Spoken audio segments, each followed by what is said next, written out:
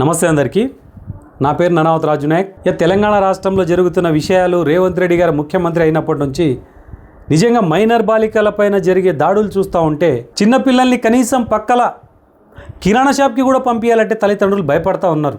చిన్న పాల ప్యాకెట్ తీసుకురమ్మని చెప్పేసి 50 మీటర్ల దూరం పంపించాలన్నా రాష్ట్రంలో మైనర్ బాలికలకు రక్షణ కరువైపోయింది. మరి రాష్ట్ర హోంశాఖ మంత్రి ముఖ్యమంత్రిగా రేవంత్ రెడ్డి గారు ఉన్నారు.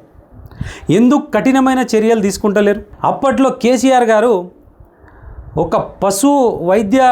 ఒక పశువుల డాక్టర్ను లారీ డ్రైవర్లు ఆమెపై అత్యాచారం చేసి చటాన్పల్లి బ్రిడ్జ్ కింద కాల్ చేస్తే అలాంటి వ్యక్తులను ఆన్ ద స్పాట్ డిసిజన్ వాళ్ళని ఎన్కౌంటర్లో లేపడం జరిగింది. మరి ఆ రోజు తెలంగాణ రాష్ట్ర ప్రజలు కొంతమంది హర్షించారు, కొంతమంది బాధపడ్డారు. అలాంటి కఠినమైన చర్యలు తీసుకుంటే తప్ప ఈరోజు చిన్నపిల్లలకు మైనర్ బాలికలపైన జరిగే అఘాయిత్యాలు ఆగవు. రేవంత్ రెడ్డి గారు విషయానికి వస్తే ఖమ్మంలో ఒక 12 సంవత్సరాల అభం శుభం తెలియని ఒక పాప, ఆమెపై కన్నేసిండు 50 సంవత్సరాల మహమ్మద్ పాషా.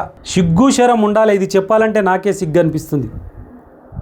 12 సంవత్సరాల పాప పైన కన్నేయడం ఏంది? ఆమెని వాళ్ళ ఇంట్లో ఎవరు లేని టైంలో 5వ అంతస్తుకు పోయి అత్యాచారం చేయడం ఏంది? బయటికి వెళ్ళి మళ్ళీ ఎవరికైనా చెప్తే నాకు కేసులు అయితే శిక్షలు పడతాయని చెప్పేసి క్రిమినల్ మైండెడ్గా ఆలోచన చేసి మహమ్మద్ పాషా కాల్జారి పడిపోయిందనో కళ్ళు తిరిగి పడిపోయిందనో 5వ అంతస్తు నుంచి ఆ పాపను పడేసి చంపాలని ప్రయత్నం చేయడం జరిగింది. అదృష్టవశాత్తు ఆమె చావలేదు, బతికి బట్టగట్టింది. ఈరోజు హాస్పిటల్లో చావు బతుకుల మధ్య కొట్టుమిటాడుతూ ఉన్నది. ఈయన 5వ అంతస్తు నుంచి పడేసిన ద్వారా బ్యాక్ బోన్ ఇరిగిపోయింది, కాళ్ళు చేతులు అన్నీ ఫ్రాక్చర్ అయిపోయినాయి. ఫ్యూచర్లో కూడా చిన్న పాప, లోకం తీరు తెలువని పాప ఫ్యూచర్లో కూడా లేచి నిలబడి నడుస్తుందో లేదో గ్యారంటీ లేదని డాక్టర్లు చెప్తా ఉన్నారు. రేవంత్ రెడ్డి గారికి నేను చెప్తున్నా, ఇలాంటి వ్యక్తుల ఇండ్లు కదా కూలగొట్టాలి రేవంత్ రెడ్డి గారు. ఇలాంటి వ్యక్తులకు కదా రోడ్ల మీద కుక్కను కాల్చినట్టు కాల్చి చంపాలి. అమాయకులైన పేద ప్రజల ఇల్లు కూలగొడితే ఏమొచ్చింది రేవంత్ రెడ్డి గారు? ఇలాంటి వ్యక్తుల ఇండ్లు కూలాలి. ఏదైతే యూపీలో యోగి ఆదిత్యనాథ్ గారు చేస్తున్నారో ఆన్ ద స్పాట్ ఎన్కౌంటర్, అలాగే వాళ్ళ ఇండ్లను బుల్డోజర్ పెట్టి కూలగొడుతున్నారు. రాష్ట్రంలో ఏ పాపం తెలియని పేద ప్రజల ఇల్లు కూలగొట్టి పాపాన్ని మూటగట్టుకున్న రేవంత్ రెడ్డి గారు ఇలాంటి వ్యక్తుల ఇండ్లు కూలగొట్టండి, ఇలాంటి వ్యక్తులను రోడ్ల మీద కుక్కను కాల్చినట్టు కాల్చాలి. అయితే రాబోయే తరానికి కానీ రాబోయే రోజుల్లో కానీ మైనర్ బాలికలపైన కన్నెత్తి చూడాలన్నా భయపడతారు. మొన్నటికి మొన్న బండి సంజయ్ గారి కుమారుడి విషయంలో జరిగింది.